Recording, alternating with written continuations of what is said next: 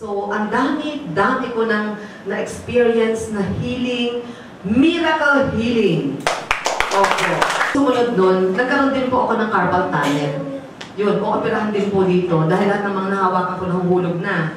Masakit. Pag sumusumpong, ang sakit po. Alam niyo ba kung paano ako na-heal? 4 lang na packs ng B-complex, tanggal. Walang operasyon. Walang problema na. Hypertensive ako, diabetic ako. Lahat po, normal na simula. Ano pa? Arthritis. Pag sinusumpong po ako, para po akong may bone cancer. Talagang pagdadaing ka, gano'n lang po ang masasabi ko. Pero, dadala pa rin yun ng kapapatuloy ka ng pag-inom ng B-complex at siya yung iba-iba pa natin mga formulas dyan. Wala na rin po, pwede na ako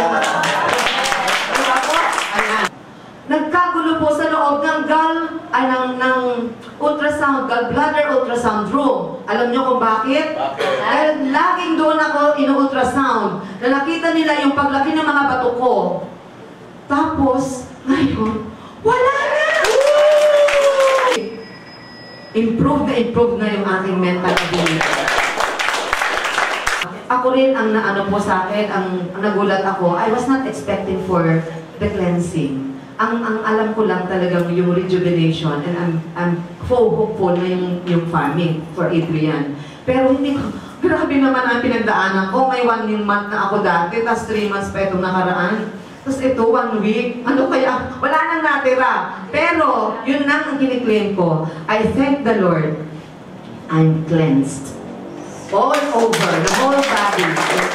At siguro, talagang nakakain ka pa rin ng mga bawal-bawal, di ba po? So I am now giving my pledge to Doc Alternativo, and everybody are witnessing.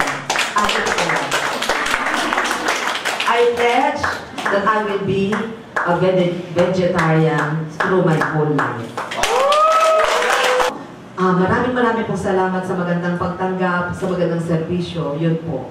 At lahat na, wala na kami nakalimutan, marami na silang nasabi. So, thank you, Lord, for giving us Dr. Alternativo.